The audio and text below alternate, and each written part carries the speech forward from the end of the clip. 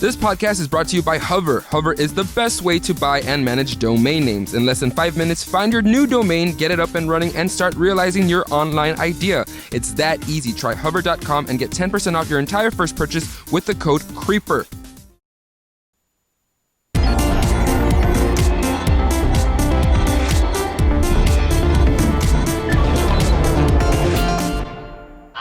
Hey, it's the patch. Dropped a bomb right before the camera. We were talking about Ebola. Some outbreaks. light Ebola talk. Yeah. Well, I was worried. Flip. I saw this PBS thing on Ebola, and there's a doctor they follow, a handsome gentleman, and I'm worried he's the. I was like, don't let him be the one. Some doctor they even said He's what too nation attractive he's to from. contract Ebola. You can have very, very, very serious topics that you actually, especially I think it's fair to say that video games are a form of entertainment that people started at a fairly young age. Yeah. You think you guys were just looking? Ray tweeted about a speed run through Freddy Fish. Freddy Fish. What is Freddy Fish? It is like a game for like 6-year-olds where you click around and you have to find objects the other fish need. And my little brother used to play it, and then when he got bored, I'd be like, I'm gonna speed run this shit. Say like how fast I could get through the little click throughs. It's Freddy Fish. Yeah, but it's like, something like the Ebola virus. I honestly feel like I can talk to my kids about it, and it's not from a place of like this big, scary, horrible thing, because at least not for my older kid, because he's actually played the infection game where you play as the virus in it. Oh, Yeah. Contagion? Plague? I want to say, Plague. is it Contagion? Plague. I wanna say they call it Contagion is the Contagion. zombie Like Plague game. Incorporated? Plague Plague. Inc. Yeah. Yeah. And there's actually two big ones. Sickness that are big. Incorporated. I think the other one is Pandemic, or That maybe sounds it's the- right. I don't know why this is. It's a good escaping. word for it if it's not. Yeah. You play it They in your should make browser. one. Yeah. Everybody names their virus like Shitstorm McGee, and then it's like Shitstorm McGee. It's taking out the whole world. And you're Got like, a wicked case of the McGee's. But we were talking about the country Sierra Leone is now undergoing a mandatory 3-day quarantine where they're shutting down the entire country. Everyone has to stay indoors, and they're going to go. This is a very scary statement to make. They're going to go door to door trying to find hidden Ebola Yeah, patients. which is like, 7,000 teams are going to go door to door. Oh my But the gosh. craziest part in this PBS documentary that I tweeted out today and I sent to Burnie is there's a bit in the video where, or a part of the video where they go into the streets. There's riots in streets, and there's a rumor going around in one of the major cities that Ebola is not real and that it's all a farce to get people's blood. So they're going to knock down the walls of the hospital and rescue the Ebola patients. Yikes. That's And already people- happened, hasn't it? Yeah, it's happened before. And in this documentary, they're trying to explain, like, guys, you touch these people, you'll die. Like, you can't. And they're like, it's not real. You want our blood. And it's like, there's so much misinformation out there. Like, yeah. How do you stop something that deadly? I say that's one of the biggest challenges I think about fighting any disease in Africa, especially, or underdeveloped nations, is that there's just a lot that goes along culturally with the way medicine is treated. Yeah. That is tough. But I was going to say with the video game thing is, my kids have played, or my older kid has played that game, and so you can talk about things that we do in real life, and it's actually in the game. A lot of people who make game developers who make these games, they research these things, and like that is a headline you could see in that game of Sierra Leone shuts down ports or airports or quarantines the entire country. And I can actually talk to him from a standpoint of saying, you know how these things work in the game. You're like, I can't affect that country because they've taken early steps. And it's like, it's things you can communicate. And you don't really think about that value with video games, but it's valuable. Video games have provided a context for a weird conversation to have with your son. To talk about would mass never- extinction of human life. Yes. Yes. Let's hope we don't have to have that same conversation with like Mass Effect. I Or don't know. the Reapers are coming. Exactly. But Remember that Nazi video game we played? It turns out they're back. All those zombies? All the time, man. There was a video game, I think it was on PS1, and you were escaping from a concentration camp, and you could show people your papers. I remember that being like one of the buttons you could press. that's a PS1 game, huh? Yeah, PS1 maybe. I was around that time when we were playing from PS1. What you're anyway, we saying- used to shoot Nazi guards and then be like papers. So we used to think that was the funniest Would they say thing Aus ever. Pass and stuff like that? I think they ask. I know they ask for your papers. What you're describing actually sounds like one of the early original variations of Wolfenstein. There was Castle Wolfenstein, which was an Apple game, Apple IIe, and then there was Beyond Castle Wolfenstein, where it had speech, which sounded like like that horrible like mid 80s speech. Yeah. 4-bit speech. Yeah. And you had papers you could get. You get like a guard's uniform, and it seemed like games will never be better than this. This is so realistic. But yeah, so it might have been like maybe a port or maybe It's like inspired somebody's by. gonna tweet it. Yeah, someone's gonna tell us. What it is. PS1. Okay, I'll pull up. Something like that. Well, before we move Escape too much from a further, should we concentrated introduce camp. ourselves real fast? Oh yeah. Yeah. Okay. Hi, I'm Burnie. Oh. I don't think that counts. I'm Meg. I That just got was marshmallowed. the weakest thing he's ever thrown. Is that I one? don't know that. I Man. I wouldn't. don't want to be associated It came from with Gavin. that. I don't know. I'm Yeah, sorry. that's probably from the floor. I stepped I'm on your Meg introduction. Turney. There you go. And I'm Ryan Haywood. In the spirit of Gus is also with us, but yeah, you know, Amen. sometimes he's in the building. And Sometimes also he's with not. you. Thank you. Yeah, Catholic jokes. It's the goal of any Rashid broadcast to make the control room laugh. That's always the goal. All right, and just like always, if you want to tweet any questions you might have to hashtag the patch. I'm looking this time, I promise. Ryan promises he will be looking at them. Yeah, I mean, eventually. Like, as soon as I can find which... there it is. Twitter. Well, hey. I did it. But while we're on the topic of current events and things like that, Yes. you know, there's been a lot of video game or video game impacting news stories that are going on. You want to talk about game journalism or net neutrality? Net neutrality is today. Let me talk about that All right, real quick. So net neutrality is the FCC has asked for open comments, and today's a day called Slow Down the Internet, Right.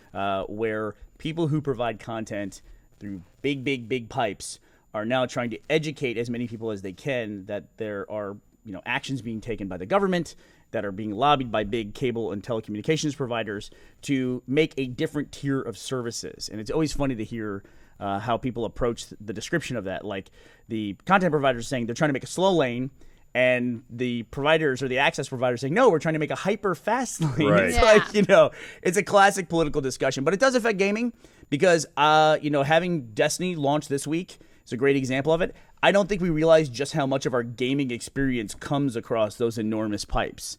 And while your particular connection to World of Warcraft or something like that might not, use up a lot of bandwidth, Blizzard's connection to provide World of Warcraft does take up an enormous connection. And more importantly, if you want to start an MMO like World of Warcraft or something like that, you're going to need access to these pipes in order to do that. And so today's a big day if you're interested about issues of net neutrality. Today is definitely a day to get involved with that and educate yourself. And there was actually someone that made a website to kind of illustrate what it would be like in the future if net neutrality kind of went by the wayside.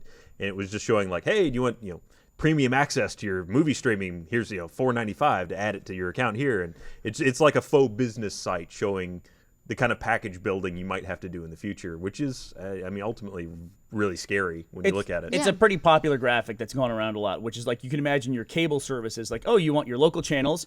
Oh, and do you want ESPN? Oh, and you want to pay more and you get HBO. They do the same thing, but HBO and ESPN are instead Amazon and Netflix are on there. And YouTube is one of them, which is where a lot of you are probably watching this. Exactly. Yeah. Reddit has a big thing up today with a lot of the sites that are participating are using the loading wheel. That's almost exactly what's on your laptop right now. I'm literally looking at it. And they're putting them on their site, and they say if net neutrality goes away, you could still be waiting. Like you could still be waiting for this website to load. And if content providers don't pay that premium, they could be forced to have really slow, shitty websites. Yeah, and the website I was referencing is jointhefastlane.com, and it's Oh wow, it's a it mock. looks so legit. It's just a mock website showing, hey, and they use like movie flicks and VideoTube, but yeah, It's a really if you weren't important scared issue. already, that's the kind of thing that would really push you over the edge.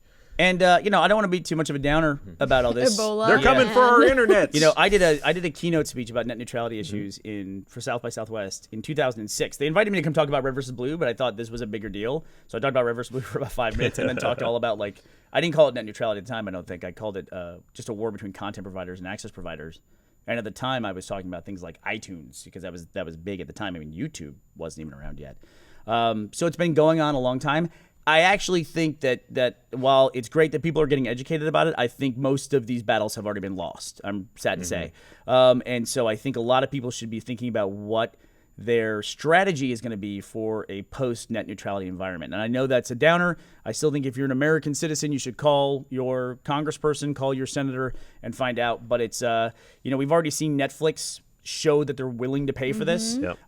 When someone does that, I think it's just a matter of time before those things happen. I kind of wonder if Netflix didn't do that specifically to show off the graph that comes as a result of that. So there's all these graphics now showing the increase of the responsiveness of Netflix having now paid for that. Granted, the way they're couching this whole issue is not that they provided faster access, it's just they gave them better links into the system. It's about really a billion different ways you can describe loose it. description. Yeah. Yeah. So The best way to say it is, whenever one draws a network diagram, because I worked in telecom before this, what is a cloud to one group is not a cloud to the other people. There's a lot of people, that cloud is their services and their business. And so when Google draws search engine, draw a cloud, there's somebody is providing that cloud to Google, and Google's like trying to get around that by putting fiber in the ground. At least that's what they say they're doing. They've had it announced. But anyway, these are issues that could affect gaming as well. Don't want to get too much into political stuff here, but it could definitely affect the way that games are provided. As more and more content moves online, as more and more content is delivered digitally, these things are going to matter to you. And it'll matter to you in a way that, sure, Microsoft and Sony, they can absolutely pay for these faster hyperlanes or whatever. They will pass it along to you, and they will pass it along to you at a profit. They're not going to say, oh, it cost us $5 extra to deliver this here. It's like, or it cost us 13 cents extra to deliver your 17 gig game. But who's going to pay 13 cents? We'll make it $1.99. Yep. Or we'll make Absolutely. it $5. That kind of thing will take place. But if they made it $2 even, then you wouldn't pay it. At No, 99, at 99. that's where the money's at. You get away with something then. Well, yeah, okay, so that's kind of net neutrality. Do we want to address it? So many people have been asking us to talk about the whole issue of the game journalism that's been, it was an issue kind of raised by the Zoe Quinn situation and by Feminist Frequency. Feminist frequency. Anita Sarkeesian, correct? Yeah. Hashtag Gamergate. But really, so they raised the issue. I don't really want to talk about those people's personal lives. They've had a lot of trouble. A lot of it's hearsay at this point. That's kind of a whole issue where it's piling on just misinformation on top of misinformation. Right. The larger issue here is it seems like the internet had this weird collective innocence when it came to game journalism. Like game reviewers were some kind of sacrosanct group of people who were never influenced by anything outside of just their innate desire to review games.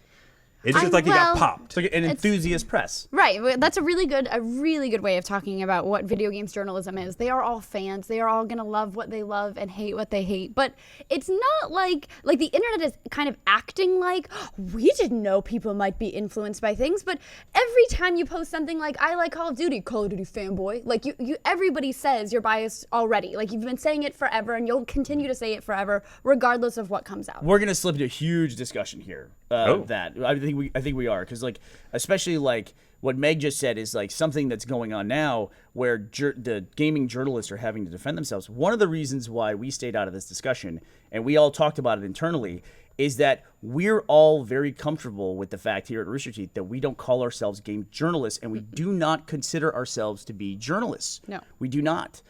Journalism means something very specific. We report on gaming news and we report on what's going on with games. At the end of the day, these are discussions of consumer electronic products, essentially, is what this is. And I think that a lot of gaming places that are being attacked for having their journalistic integrity attacked, they're responding and defending themselves. And there's been this was, I thought, a really disgusting trend, which was they were calling gamers over and they started attacking their own audience. You know what I mean? Mm-hmm. And they were going after that. And it's first of all, you can't do that. That's a horrible thing. Slate.com did a great story on it. But they were going after the gamers, saying gamers are dead, the gamer culture. I got to say, the game press can't be surprised by the reaction for the gamers either. They live and die. They understand the culture of gaming. And the language and the vernacular of gamers is winning and losing. That's what it comes down to. And everything is winning or losing. People are win or lose press conferences. Yep. They win or lose launches, console wars, and things like that. Gamers think very much about winning or losing. And I think that's what all this stuff boils down to. And we're not going to be able to cover all of it here. But I think it all boils down to who's winning, who's losing, and more importantly, cheating. Cheating is a huge thing. And if they think someone is cheating the system in some way, right, then they're going to attack that. It's just become, I think it started out with good intent, sort of, really? maybe. Not like the Zoe Quinn thing. And again, we're not going to touch it because that's just sticky all the way around. Yeah. But I think the idea of journalistic integrity, some people had this they wanted to know just if people were being biased, and I understand wanting to know if your media is biased. I understand that. I think that's pure, and I think that that is a question that could be asked and should be asked, absolutely. But then it turned into this witch hunt thing that just got out of control and is out of control still, and I don't see the value in that. I feel like Kotaku in particular has done their part in answering the accusations that have been brought up against them, and then kind of saying like, that's it. Like, we're done now. We're done explaining, we said what we said, and I stand by my reporters, and that's that, and leaving. And I think you have to, because people will never put an end to it themselves. No one will be like, oh, all my questions have been answered. Thank you very much. And, I have said it. Thank you. The internet as a whole has decided that you are done. You've answered everything. Exactly. And we're not going to be able to answer all the topics on this patch either. No. For an hour. It's like there will be people like, we didn't talk about this particular thing that happened in this instance. No, we're not going to get to it, probably. This is just a general overview of the situation as we see it. And the other thing, too, that goes back to the Anita Sarkeesian thing, the feminist frequency thing. We've actually brought up her videos on the patch before. I thought they were really interesting. I do think it's a little hypocritical for if I were to have a topic on the patch where I said, I don't think video games are art. They're not. They're just digital, like, goofball fun games. We'd be destroyed. That video games are absolutely art. In the same sense, and I agree with that, video games are art, Tycho from Penny Arcade said it best. You can't have 300 artists work on a product, and the product is not art. It is. Art comes with criticism. Yep. All art is criticized. You're going to receive criticism. And for someone to be out there, a critic, and say, that this game is sexist, it's anti-woman, that is a totally acceptable criticism to make of any work of art. So if you're one of those people that believes that video games are art, you have to understand that there's going to be criticism. Yeah, I just think that people, my thing that I kept saying when I was tweeting about it was, if you agree with her or not, the treatment of her family, the death threats, having to flee her home and her parents' home, unacceptable and should not be supported by anyone, regardless of how you feel about her content. Absolutely disgusting and should be treated as such. But some people are having a tough time extrapolating those ideas, saying, I disagree with this person, but I don't think they should be treated like an animal. I mean, that's, to me, I feel like fairly elementary, but a lot of people are saying, well, she did this, so she deserves what she gets. We should never, as a culture, as gamers, as anybody, as people, as human beings, accept that treatment of somebody, regardless. At all, on an individual basis in any way. But also, do you think that those individuals who are doing those really horrible and stupid things, do you think that's endemic of the culture as a whole? I hope not. I mean, I don't think it is. I don't want to say, I hate when people say like gamers are just like that, because I grew up playing video games. My mom plays video games, my grandmother, my whole family, and none of us would dream of doing that. And I know a lot of really great, damn decent people who would never do that, who also happen to play video games. So I think the idea that it's endemic of gamer culture is a little bit offensive, or a lot offensive. But there are people who do it, and it's, any group has some bad apples, and it sucks that bad apples are so vocal. I mean, it's essentially sort of a microcosm for humanity at large. Absolutely. Mean, every group has extremists that bring a bad label upon the group as a whole. Mm-hmm. I mean, we are facing that at a political level every day. Mm-hmm. It's always the people who are willing to take it too far that get the most attention, and it's sad. We need to remember at heart, we need to stay humans and not go down to this level. Yep. Yeah, I agree. And I also agree, taking the other side as well, there has to be, if you're a professional person in a career, there has to be an objectivity to yourself. Sure. And that if you are biased in some way, unfairly biased. I mean, obviously, if we sit on here and say, I like Donkey Kong, it means I'm biased toward Donkey Kong. I like it, right? But if there is, and you have to be objective about this and know where those lines are, and they're not going to be that clear, you have to determine them for yourselves, is if you have that, you have to recuse yourself from things, Mm-hmm. You have to realize when you're in a situation that does not qualify you to make a judgment on something and pass that judgment along to people without those disclosures.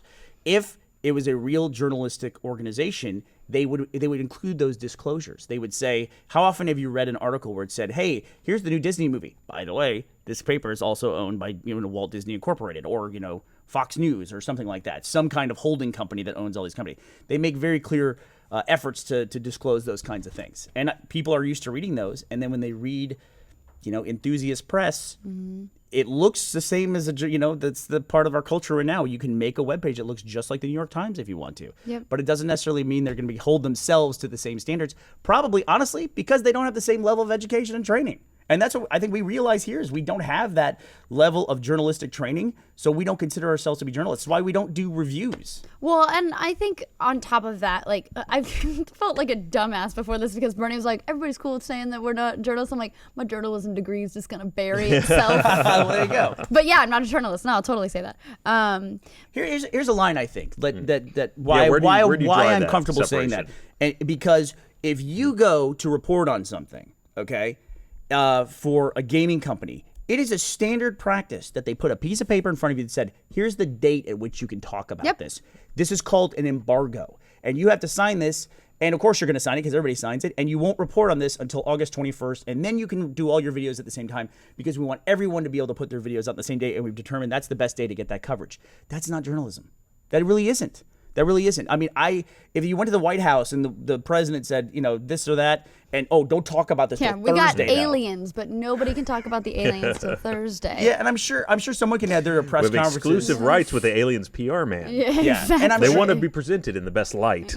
I'm sure those things do exist, right? Where there are situations where there are embargoes in a normal press journalism situation. Patrick, you could probably let me know about that. But those are more so the exception. That happens every single day in games journalism. Oh, absolutely. Yeah. And I think the other thing is that people don't maybe take into account is what they perceive someone to be, they then label them as. I see you presenting news. I think you are a journalist. I see you talking about a topic. I label you this. If you do not live up to my standards of what this person should do, you are wrong. And it's I didn't call myself a journalist, so just because you think I'm a journalist doesn't make me a journalist. That kind of thing. People react negatively, like, you shouldn't be able to do this because you are this thing. I am not that thing, so I shouldn't have to act that way. Well, I think very vague terms make any sense. We're still kind of the weird thing is we're kind of standing at a precipice right now where the world is starting to shift away from that sort of journalism anyway, where the people, aside from that, you can just go to look at the reviews on Amazon or on any number of different sites that actually allow a group of people to respond to a game and dig through the criticism there. And usually this kind of stuff that floats to the top, there's some speculation that it maybe occasionally the site may be managing, like maybe those 1 stars are just getting suppressed. Or but a Yelp, Yelp type thing. Yeah, but a lot of times you can find someone that has a good pro and a good con and they're just going to tell you what they feel. Yeah. That person is now suddenly more trusted than a journalist. Yep. Because they're just presenting an honest opinion. And I think sometimes that's kind of where we fall in because especially with like Let's Plays, and that's where a lot of people are going now to market their game is they're sending out codes to people that do Let's Plays and streams. Those people are just going to play the game. Like we're going to get in there and we're going to play it and we're going to say what we think about it. Right. And if they don't send us another code after that, then they don't send us another code after that. Right. But they get what we think of it, exactly, unfiltered. And my personal philosophy is if I really don't like something, I don't spend a lot of time talking about it. That's the way I review things I don't like, is I just don't bring it up. And that way it's like I'm not giving it publicity or anything like that. But the real deal for me is that I know if I sit on here and say this game is bad and you shouldn't play it, there's somebody probably playing that game while they're watching this. You know what I mean? And they're having a great time. And it's like, why take away somebody else's audience that likes that thing? You know what I mean? Whereas, if people rely on us for, as a kind of an authority or, a trusted source for what they should like or they should try out, we will endlessly talk about games we like. Yeah. Yeah. I talked about Contagion about 50 times in a row and got blasted for it, but it's a great game and I liked it. All right, well, tell you what. Let's move away from the deeper stuff. Let's talk get about back something to fun. Ebola. And I also want to say, Ebola. I don't want to go the other Games. extreme and Ebola. say like the death of gamer culture. I'm not saying that games journalism doesn't exist. There's rare exceptions where people actually do investigative reporting and are The Lois Lane of the in game reporting world. I mean, that's the ideal, right? Is that reporter that's going to go to no end to get the story and the honest story and is going to report that honest story despite what anybody says. Right. Exactly right. That's what you're looking for. Who didn't make their appointment through a PR company. Right. That They is climb the fence. I really think once you contact and have a phone conversation with a public relations firm hired by a company and they make an appointment for you to meet them, then you're probably it's a little questionable. It's a little questionable. And the person isn't currently involved in like a sex scandal or something like that. Because those people get PR firms right away. But anyway, so there's a game that came out There's a this game. week, I think. It was the Fate. No. Hope. No. Oh, Tip of my tongue. The Fates By with an S? some company called like Springy Cord. Oh, right. Yes. I'm too let you see how far you're gonna take Destiny! this thing. I'm out. Destiny. There we go. That was a good place to. So yeah, so Let it go. Destiny came out, and I got it. What did you get it on? I got it on Xbox One. I got an Xbox One because that's easier for working in the Achievement Hunter office. Yeah. And I don't have a PS4. I got an Xbox One back, based on my long history with Bungie. It's like I play their games on Xbox, even though it's like I guess this feels like more of a PS4 game, And quite frankly, I do like the PS4 controller a lot. Really? Do you like it better than Xbox One? I've had to make an adjustment for like bringing up the Ghost from that big pad that they have, the touchpad, which really is just a click pad. I never used it to touch in any way. It had some integration in the Shadow Fall or whatever that first release game was, but not much. It was like swipe left or swipe right. Yeah, was exactly. That's like Kinect stuff. But I also found out you can use it to type too. Really? You can move the cursor around with that thing. When okay. you bring up a keyboard on there, yeah. You can also use 6-axis to do it. Don't do that. Yeah, you're trying to type like this. You will not be at 80 sometimes words you per want to minute. feel like you're typing, but also piloting a spaceship. Yes. Exactly right. Yeah, I'm typing in Nailed gravity it. environment. Texting in space. So I loved it. And then on the topic of bias, I made a tweet, the only Gamergate tweet that I've made, which was like, for full disclosure, I've slept with Bungie, which is like, I'm clearly biased towards Bungie games. Bungie is a big part of the story of my career. You know what I mean? So, if you're coming to me to hear that Destiny is an incredible game and I played it all night last night, that shouldn't surprise anybody. Right. But at the very least, what I can say is they did nothing after essentially a 5-year break. They did nothing to put a dent in my bias because I think that game is fantastic. Well, okay, let's break it down for a minute. So, what do you like about it? Gameplay.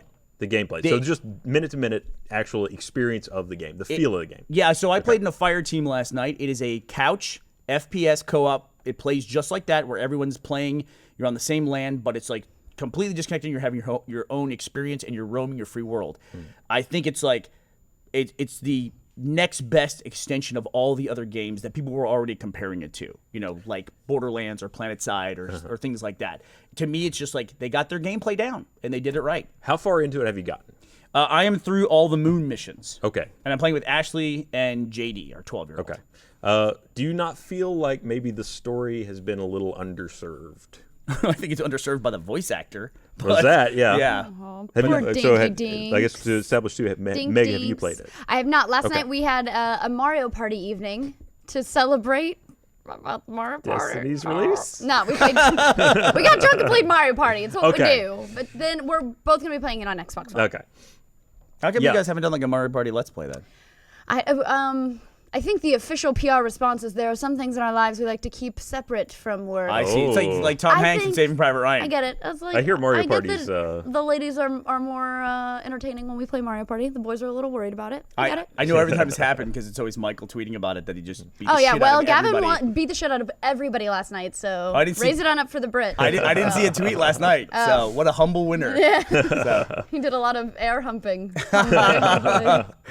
But yeah, no, Dinklage has been kind of, but he's a robot. The Dinklebot is he's playing a robot. Unfortunately, he's pretty much 90% of your dialogue in that game. Let me back up and say, so far I'm really enjoying the game, but I do feel like they have let the single player experience of it really fall a bit. I finally got to a point where it kind of kicks up a little bit, where you get a cutscene. It starts to feel more like a game where someone's going to talk to you instead of you just wandering the world. After you get to the second or third planet, I think right around Venus, there's the mysterious person. Okay, I'm going to insert a small spoiler, but it's really not until after you hear it, you will understand why it's not a spoiler, but it's a future information. a lot of trust here. A lot of Okay. All trust. right. So, there's the mysterious person. Everybody stop listening if you don't want a small In the spoiler. first cutscene, there's a mysterious person. The mysterious person. The mysterious person finally talks to you. And? And the first thing she says is, I don't even have time to explain why I don't have time to explain that to you. It's a 10-year story, Ryan. I'm here to deliver some single-player experience, some story experience, but I don't have time for that. So just go somewhere else. Well, Is what she says to you. the thing is that there's more story to come. That's the whole Is point. there? I'm level 15 now. Out of how Out many? of 20. Yeah. And I finally got a cutscene where I might learn something about the story. It starts off with hey, you're back from the dead. Just go hang out. Wait, are you Talk playing to me! Are you playing by yourself?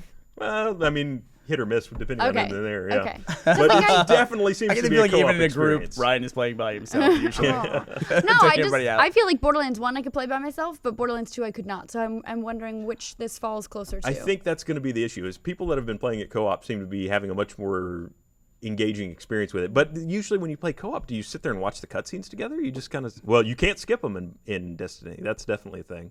Yeah, right. Or Ray made a tweet saying that this is him trying to cut through the cutscenes or skip the cutscenes and he can't do it. Yeah. I don't like that. I think you should be able to do that. Especially on subsequent playthroughs. I mean, listen, I can't really make an argument against what you're saying. The best I can say is that I haven't been paying a whole lot of attention to the story. There you go. I have not been paying a lot of attention. I have you been don't enjoying care- the missions so much and doing it. I mean, I pick up some of the stuff, but in a fire team, we're actually set up in kind of a LAN environment. And so it's like people are just talking through that stuff right now anyway. So, and just picking up what we can. That's pee time. What? That's when she gets up to pee. Oh, okay. Wait, did you really not get that? That's what I meant Nope. by pee time? Went right over Did my you think head. it was an That's initial? why. Pee Pee time. time. Maybe Did you take yours when you call your brother That's the Peter. urination or- time. Oh, got it. I thought got because it. we were all talking Need about the it, saying medical that- terminology. My first thing was Yes. parlance time. Oh, pee. She had to go pee. So then That's why I didn't like RE4. I mean, I love RE4. It's my favorite games of all time, but it has QTEs and all the cutscenes, and there's no pee time. Oh. No good pee time. God, That's what is the game I unacceptable. played recently that was They really should brutal think that about? Oh, it was Last of Us. Before they did the patch on it, that lobby system where you'd wait like 15 minutes for a match, Yeah. and you're like, all right, I'm gonna go pee, come back, and I'm down 8 levels. Because they like matched me after 15 minutes, matched me, and in 30 seconds dropped me from the match because for inactivity, and then like 80 of my survivors died. So yeah, that was brutal like that. All right, I'm going to read this real quick. When you have a great idea, you want to secure a domain. I'm just going to Take two. When you have a great idea, you want to secure a domain name for it. Nope. When you have a great idea, you want to Here we go. I got it. Okay, here we go. When you have a great idea, you want to secure a domain name for it. You want something catchy and memorable to represent your online identity. Hover gives you exactly what you need to get the job done, except for a working tongue. Get on that, Hover. We're not You'll journalists. find the perfect domain for your idea so you can get started working on it and move on to the next thing on your to-do list. Hover gives you easy-to-use, powerful tools to manage your domain so that anyone can do it, except for me talking. You can get the perfect domain name and start building your web presence right away to take control of what people find when they search for you or your business online. Why am I having such a trouble reading things today? Such a trouble. You're on the Such a spot. trouble. Try Hover and get 10% off your first purchase by typing in the promo code CREEPER. Should have been Stumbletongue, but CREEPER will do. Until September 1st, 2014, all of the new domain extensions are on sale. Summer is a perfect time to get started on a new project, so we wanted to give you some encouragement. Every single new domain is deeply discounted, so you can choose whatever one you want. Head over to hover.com to see the full list of new domains. There are hundreds of new options and lots of great domain names still available. Try Hover and get 10% off your first purchase by typing in the promo code CREEPER. CREEPER. Right. Like the thing that goes boom. It's okay. I tried out for I apologize. You're for my fine. You did tongue. great. I tried out Thanks. for Thanks. iBlade, and I couldn't Yeah. say Blueprints Leak, and it was like one of the 3 lines in the audition. Didn't get the part, guys. Didn't get it. Blueprints. I literally Like- went there like 3 times, and I was like, Prints if these or blueprints leak, but I couldn't keep. I was like, blueprint. I find You too, should it's like, still hire me. Here's the way I find it works. Whenever like long dialogue, whenever there's a flub, you go through the whole thing. You have a flub like second to the last word. Then you're like, go again. Then you get about 10th to the last word. Then it's just slowly Yep. eroding Yep. until you mess up the first word, and then you're done and you're fine. It's because in your head you're going, I know the words. Oh God, here it comes. Here I'm gonna get this one. I'm gonna get this. Oh God, I didn't get it. I'm gonna make Somehow my- D's were just throwing me off. I You're couldn't fine. say domain. You did fine. You love Domain. the D. So while we're on the topic Domain. of domain Oh, names, I'm all though, about the D. we talked Yeah. about domains on Segue away Monday from that. on the RT podcast, and I recommended we were talking about the promotion that Taco Bell had, where if the space station mirror hit a 20 by 20 square in the ocean, which they let out there to float, everyone in the U.S. would get a free taco. And so I said, like, you could register the domain name Free Tacos from Space. Somebody registered already. So Oh, yeah. somebody has already started their web business at Free Tacos from Space.com. Any day now it'll rain tacos and I'll be the happiest man alive. I'll just be out there with my mouth open. Love when they do stuff like that. Jeez. So are you gonna go back to Destiny though? Do you find you're playing it? I'm gonna keep playing it. Like it is. You're right. It is an enjoyable experience. There's some weirdness to the fact that the whole map thing. It's like, okay, I'm on the map, and now you just I need to go over there to start the real level. You notice that? Because the maps are like the moon is the moon. So you go to a region of the moon essentially, Yes. and that you keep going back to that region almost like as a hub for all the different story missions. Essentially, yeah, and it's all kind of like, this part of this mission is actually way over there. So between here and there is a bunch of enemies that really there's no point in you killing. And you can blaze through them on your bike. But I You do can that. you can just go right by Yep. them. I used to do that in Borderlands all the time. Be like, yeah, I gotta go back over there, and then I was Lilith, so I would just phase walk over there and be like, psh, invisible bitches, and then I'd run. Very similar, actually. I didn't really Not draw the even bother. comparison, but Borderlands is absolutely the same way, where it's like the thing I need to do is way over there. Yeah, I used to do that in WoW when I was like running through an area and I was like level 48. I'd be running through and they're like, hey, there's a level 15 guy from the Alliance. It's just like walk by, flame, and then just keep walking and then he dies behind me. I was a rogue, so I'd do the exact same thing where I'd be invisible, and then I'd be like, do my sprint. When you're like high enough level, you can sprint and be invisible at the same time. Oh yeah. You never stop to give him a little stabby stab? It's right in the ear? embarrassing to say that normally I was getting the stabby stab, and I'd be like, Mom, some guy's getting me, and she'd be like, I'm coming, baby, and she'd come kill people for me. She took me once to contested territory, and she's like, stick close, baby, here we go. And these guys were waiting for my mom to get far enough away from me. They were kind of just hanging out and waiting. I'm like, Mom, they're getting close. She's like, Waiting "It's for my okay." mom to leave. So What a real. great gamer story. This is So amazing, real. especially because they don't realize the relationship here. So it's like a mother and her chick, I and then it's know. like they're They just were like, wolves lurking on the yeah. outside, waiting to And I was pounce on the sitting there prey. being like, peep, So many peep, metaphors. to my mom on vent while being like, what's for dinner? Oh God, they're gonna get me. So, have you ever revealed what your mom's character is? Because I'd like to take a guess, and you What- take a guess what too. kind of character? Like, what does she roll? I'm Yeah. gonna guess dwarf. She's got several. But I'm gonna go for guess it. her primary one that she had the longest time was she started off as a dwarf paladin. No. All right, do we get to know? Can we ask a question first? Hey, Sure. listen, I got Well, no question. You should have thought of I that. got an answer. It was no. Horde or Alliance? Oh God. I'm offended you would have to ask. And may your blades never dull. Horde. See, okay, Always. there are look, Gross. there are people Alliance. on the Alliance Whenever team. I'm not kidding. Somebody likes if them. if I would go on a date and be like, oh yeah, he plays well, I'd be like, Horde or Alliance. It's very serious. Like Alliance, you cannot see this boy anymore. Listen, I think that I think we have an idea for a T-shirt now, which is like your mom rolls Horde. Your mom's part of my Alliance. You could sell a different shirt. See, I totally guessed Alliance, and you didn't get insulted by it Yeah. because I'm a paladin. Yeah, see, he just insulted your I mother. get it, but I said He no. called your I mother said an no Alliance. immediately. Well, she was acting like Alliance because she was being I all said nice and no. protecting her daughter. Horde would be like, Immediately. work it out. I'm gonna go with Undead Warlock. Oh my God, it is an undead warlock. Bam! It's totally. But also, Are you Blood lying Elf to me? Warlock. Oh, No, shit. I'm serious. Okay, cool. Also, a you Blood Elf got to Warlock. ask qualifying questions. It wasn't a competition anymore. You should have thought about that. I could have guessed Undead Warlock. Well, That's what I was. you should have Travis guessed was that. Undead Rogue. You didn't know. That's the thing. Does she And she ever roll always- Alliance? No, Okay. Never. no, She has a bunch of characters but refuses. they're all Horde. Yeah, I never did that either. I never crossed over to those side. But She World of was- Warcraft is the only time I played the evil side. She was in the beta, or she was actually in the alpha for the new expansion, and then the beta, and she was talking about crazy talk about doing Alliance because she was like, I'm so familiar with the start areas, I could do them in my sleep at this point. I gotcha. Because she got so many different characters. I like that. I can do it in my sleep. Yeah. It's like it's how I choose to spend my time gaming, and it's like I just roll through that shit. Like, Screw it. It's like Freddy So the if Fish. she goes, I know, right? Freddy Fish, click as many times as I can. I watched that video for the guy finishing Freddy the Fish He in 60 clicks so seconds. fast. I just I get that other people like it, and especially if they've played that game, it's very important to them to see how fast it was. I was like, I have no idea what I just watched. I watched a bunch of flashing frames and a dude clicking, and in 60 seconds it was over, and I got nothing from the experience. I get it. I mean, like, 'Cause you played it. Well, I played a different Freddy Fish. There's several versions. But I mean, I get the gist of the fish. Did they have like the a gist clock of the on fish. there? Yeah, like a timer Yeah, that like runs. no, I just mean, do they have love- like the commands per second like they do in StarCraft? Oh no. Yeah. I just love Bubbles. watching I'm speed out then. runs in general. Like I'm just like, ooh, when I watch A Link to the Past speed runs, I'm like, oh, good, he nailed that bomb jump.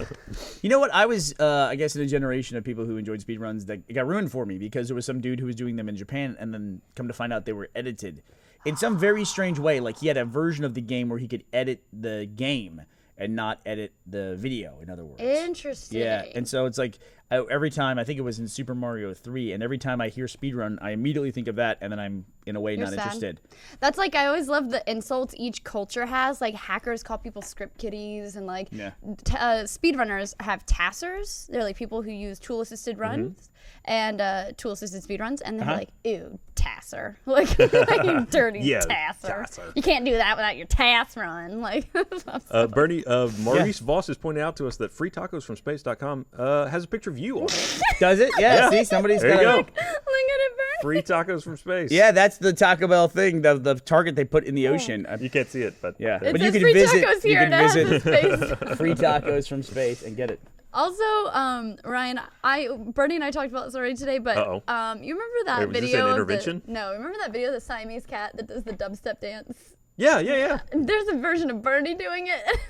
I laughed for like 10 minutes. It was before Meg worked here, and she hadn't seen it before, so she was really all wrapped up with it I today. was so excited. I love when I like find new stuff. I just was playing it like cat video, and Gavin walked over and he was like, "Oh yeah," it blew my mind. I can top that. So, Destiny, back to Destiny. Yes. Oh, there it is. There's There's free your tacos tacos here. here.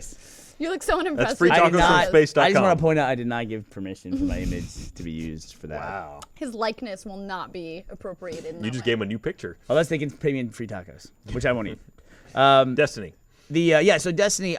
Going back to that, I having a great time. I'm in that zone with a new game where I can't wait to get back and play it. But I'm curious to hear what further thoughts you have about it, because I've really enjoyed the experience so far. Yeah. I will admit I did not really have a great time in the early versions of it, like the beta and the test versions. I thought I was expecting more, and then I realized they were sitting on a lot waiting for it to come out. Like if you played the beta, most of that was just on the Earth environment in old Russia. So when you talk about like going through the same areas again and again to do missions, that experience is what is now extended with the retail version as well. Well, I do like that each subsequent planet you go to has a very different look and feel to it. The moon is very distinct from, I've been to Venus and I've been Earth. I've just those 3 planets. Mars unlocks later. What about Mercury? Because they mentioned it in the opening. I don't think I've been to Mercury. From what I understand, don't it's see a like one slot for it on the multiplayer map takes place in Mercury. Could be. Yeah. I don't think I've played that one. And each one looks very distinct. They do kind of fall into this thing. I don't know what happened. Somewhere between Halo Reach and then Halo 4, which I realize this isn't necessarily a Bungie-specific thing. A lot of graphics have gone this way, but it's like they kind of desaturized the world.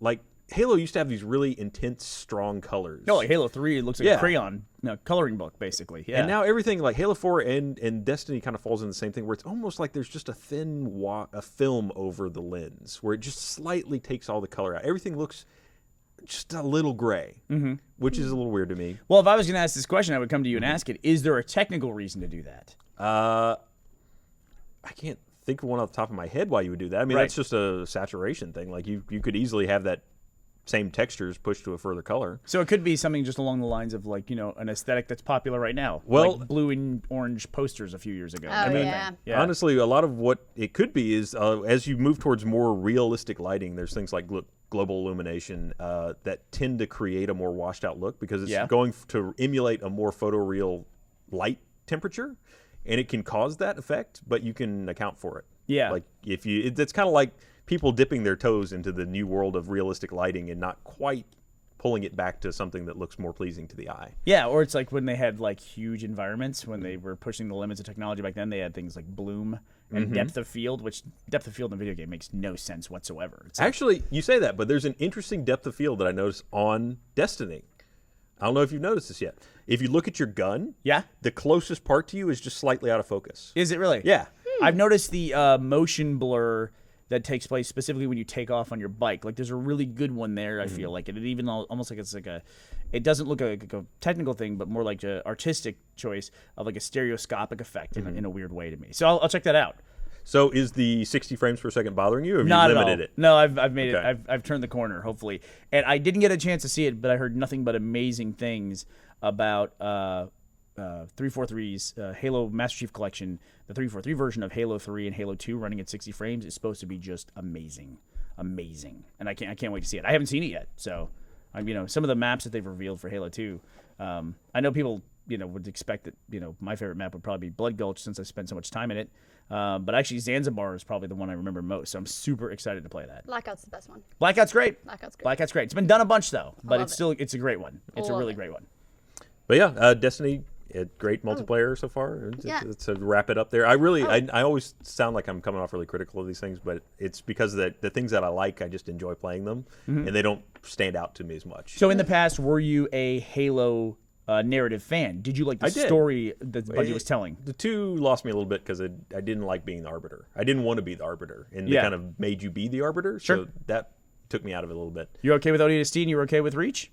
ODST and Reach, I thought they were decent experiences. I mean, they at least told you a story. They were very similar storytelling to like Half-Life, where you were just in it and like the story would happen. Though Halo did use more cutscenes, but it was more the traditional like narrative. Just talk to me. That's all I'm asking for. Like you just give me a little You're floating so thing. lonely. I really am. Like Video they give you Peter Dinklage, and Dinklage doesn't seem to really care. And Just want a hug. every now and again, he's like, "Oh, hey, check that out over there." Like, oh yeah. Listen, that performance could be way better. I mean, it really could. Dinklage does at times feel like.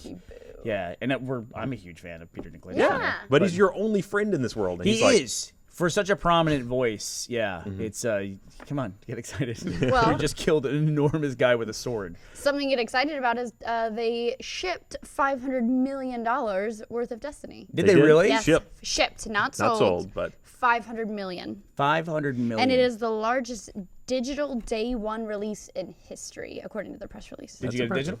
I did get it digital. How about you? You have gotten it yet? I haven't gotten it yet. But it's in your house. Did Gav buy it digital?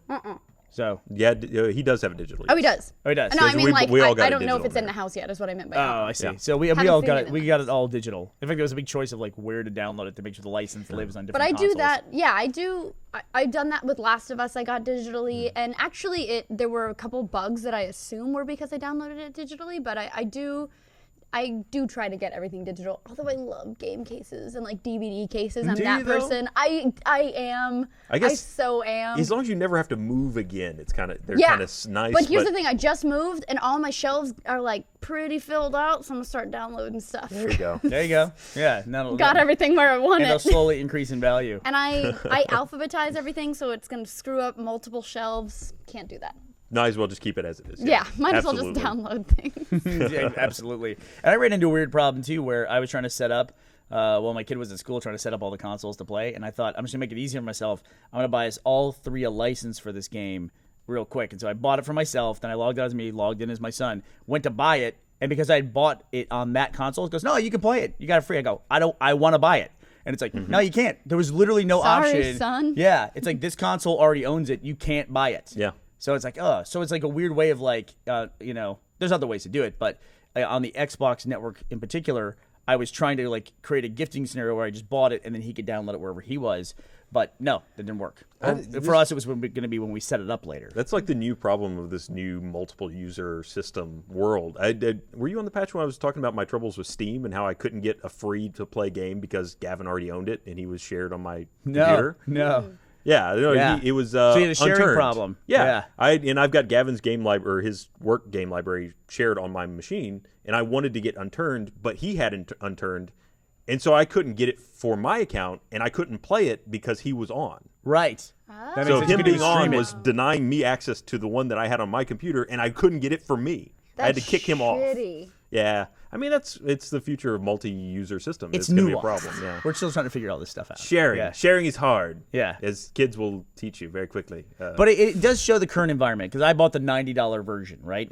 And if a game came out, like if Super Mario 3 came out, back in the early 90s, we would have bought it on our Nintendo Entertainment System, and we all would have played it, and it would have been $50. And now it's like this game came out, everybody in our house bought it. So it's like $270 to buy this game for everybody. And it's just the nature of the way the games are played now, and also the way they're all delivered, the way we have to handle all that stuff, that we all have to have our own copy to play. I'm not complaining. I love it. We'll get way more than $270 worth of entertainment out of it, I think. Well, Now that I said it out loud, I'm not sure, but better. okay, I We hope so. better. 10 year. we better hit a couple more things because there's some other big news this week. Okay. Speaking of spending lots of money for things. Yes, exactly. Microsoft Yes. And Mojang. Well, allegedly. Allegedly? Well, Allegedly. There's two different levels Notch of has already allegedly here. responded and said, "I'm going to quit if it happens." Is that allegedly at that point? Did he's officially Is that what he said? that? Yeah. Because as that's the last we were all talking about it earlier today, there was speculation on Bloomberg that Notch would leave if he would not stay with the company if the sale went through, but not that there were any official word from him. That also, and also I thought an important note in that speculation was that Notch was the instigator of the deal. Yes, this article says that he went to Microsoft and said, "Hey, we had so much fun together. Would you like to buy my company?" Which everybody else was saying that they pursued him, but Bloomberg had You're right. Yeah, Bloomberg just says, and again, this is all allegedly. Yeah. Says founder and owner Marcus Notch Pearson is unlikely to stay at the Swedish studio afterwards. So it's all allegedly. Hearsay. Okay. Hearsay. Yeah. I bet if I was, yes. I bet if I was a real journalist, I would have known that. Yes, but well. thankfully, Now you're just getting sarcastic. So let me ask you this: Is Mojang worth $2 billion? And is it worth $2 billion without Marcus Pearson? Well, I mean, honestly, what has he done since Minecraft? There was Scrolls, which was. And he's working on X10. What's the spaceship game I that thought they he have? he canned that. Did he kill that? Yeah, it's been killed. I mean, it's been dead a while now, and he's not done anything really. I mean, he made a great game, but how involved is he at this point anyway? That's the other weird thing about this purchase is usually when you buy a company like that, it's for the future of that company. right. So they made a game, and it was hugely successful, hugely successful, and still has a future. It's almost its own economy. It pretty much honestly. is, yeah. But, I mean, one game does not a track record make. They haven't released another game on parity with that yet. Well, and I thought it was interesting that they were saying that if Microsoft bought it, they'd still make it available on competing platforms. It's not like they're buying it and then being like, great, you can only play Minecraft on our systems. Like, they're still going to support it for other If you consoles. Bookmark that page. Yeah. I mean, if you don't, though, I mean, how much money are you just peeing on at that point? Like, I don't want all your bucket loads of cash. Well, they can make a lot of money if they sold Halo on PS4, I bet, but they don't do that.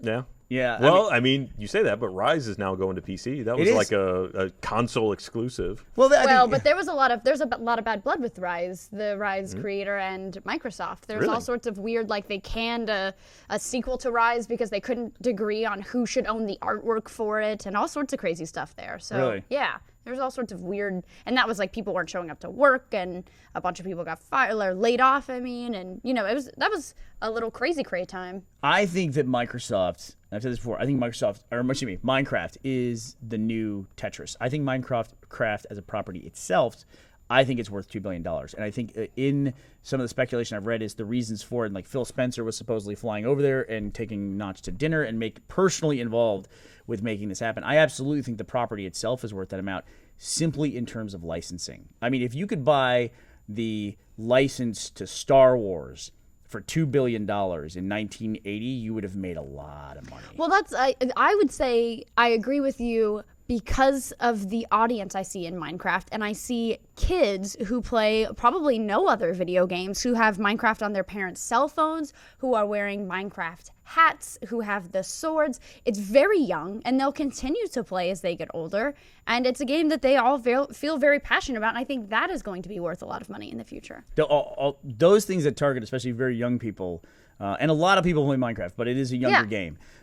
Those are very lucrative. You look at entertainment, you look at Pixar, Disney, those are some of the biggest properties. And I hate to say it, Star Wars is kids' movies. I mean, they are. And definitely is now. Yeah, well, they really always have been. I mean, when I was a kid, I saw Star Wars in the theater 35 times because all my parents' friends took me to see it because they didn't feel like they'd go see it on their own. I mean, you were the excuse. Yeah, basically. That's okay. You're the Chuck E. Cheese baby. And I always wanted to go, too. Always. Token child. But the deal with Minecraft is that I think Minecraft has done what major companies that already target that demographic haven't done, and they have a great interactive.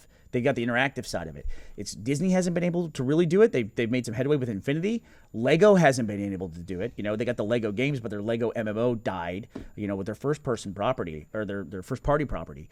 I think Minecraft is a really big, and as weird as it sounds for something that big, I think it's got a huge unrealized potential for the amount of money this thing can earn. You think? I think Really? I think it's absolutely worth $2 billion. Well, where do you take that game at this to a point? company like Microsoft? It's not the game necessarily. It's the property. I mean, you could turn it into movies just right off the bat, which they're already doing. But you could turn it into franchises. You could turn it into interactive franchises. You can make more iterations of the game.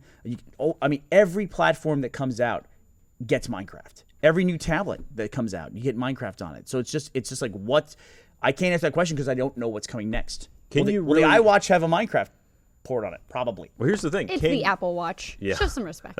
So is that what it is? Sorry. Can you make a sequel to Minecraft though? Because I mean, Me? Minecraft Sure. has thrived. I got this. Minecraft 2 Give me a Electric couple weeks. Boogaloo. As long as you don't want to dig or craft or anything like that, I got this on lock. Yeah. A stand look. There you go. It's an art piece.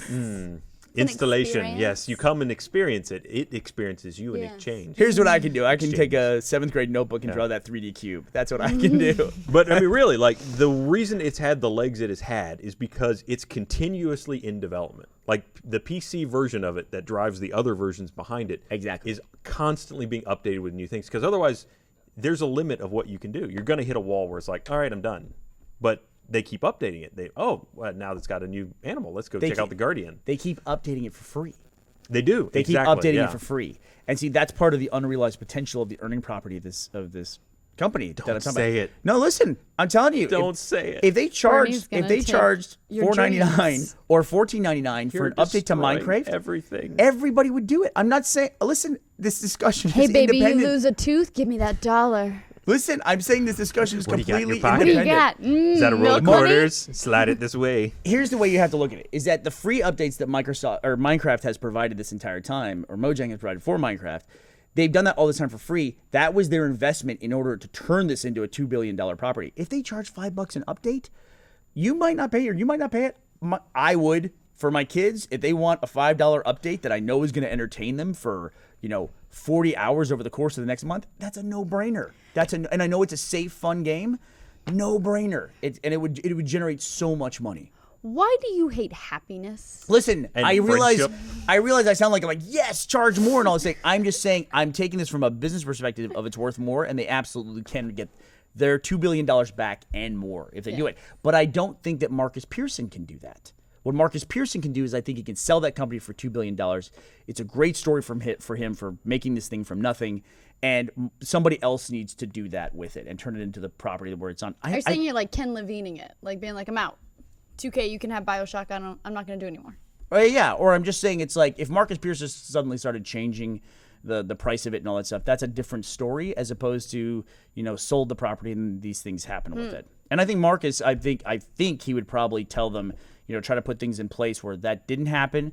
But if you're going to spend $2 billion on a property, it's your property at that point. No, that's true. And the interesting thing I think that a lot of the articles are quoting are quotes where they say like, look, money is very tempting, but we're not going to take it. So it'll be interesting to see if they actually do take that step and how they deal with that. One would wonder if they even need it. You know what I mean? But that's an easy thing for somebody else to say about somebody else's finances. You know what I mean? If you're staring down the, double barrels of $1 billion, then you might have a different choice there. Quick, Google how much he's worth because that's so reliable on the internet. Oh yeah, we'll go to the what is it? The celebrity net worth. Did you know I'm worth $5 billion? That's right. Meg Turney, $10. Yes. I'm worth free tacos from space. I'm worth less than what I have in my pocket. I wish I was worth free tacos. No, I think the Space discussion. tacos. And just to be clear, just because I don't sound, awful, like Seasoned an awful with person, like I Stardust. want them to charge the nose for Minecraft. The discussion of whether they should do it and whether it's worth it are two different things. for and sure. I think that property absolutely is going to be around for a very long Too time. late. You've put the evil into the world. If Microsoft buys them, it's all over. Yeah, I'm the guy who did that It's for all Microsoft. over. Yeah. Way to go, Burnie Burns. Yeah, I'm just sure somebody at Microsoft saw our podcast go, we can make money. That's a great idea. Shit, we can sell it? We can charge for everything? We can charge for an update that Get changes very Phil little. on the phone. Do other companies know about this? Somebody tell our office department about this. That word processing has really changed a lot in the last year. We need another $300 version of this software. I think the main thing they included in Microsoft Office, which is a division of Microsoft that basically prints money, the main thing that they change in every version of Office is that it's incompatible with the previous versions of Office. Oh, yeah. If you email somebody this file after this other one comes out, it will blow up their computer. I can't open that. I can't. Yeah. I'm In a sorry. business Is that in DocX? No, I need you to go back and save it as the compatibility version and send it back to me. No one on a business level wants to have that discussion, saying, "Hey, you're on Office like XP. I'm on Office 95." I hate to ask, but Can you? That's why PDFs are really the standard, right? Because it just updates itself. Exactly Or right. annoys you for 4 years until you do it. Google Drive, kids. There you go. Google Drive. And a last super quick story: 5 million Gmail accounts had their passwords hacked and leaked on a Russian site, and that sucks. Change your password, So- kids. How many There Gmail you go. accounts are there? I don't know, but 5 More than million 5 of them million. got out. Probably a lot. Change I mean, how many passwords. like fake ones are out there too? Like, Yes. Anybody can set one up. Yeah. This is the environment in which we live now. Yes. You know, this is the Change environment in which we live. Ebola, digital terrorism, Minecraft charging for DLC. There you go. Thanks Yeah. for joining us on the patch, everyone. It's a really upper. Bye. Thank you so much. See ya. Bye, Come back everybody. later for other ones.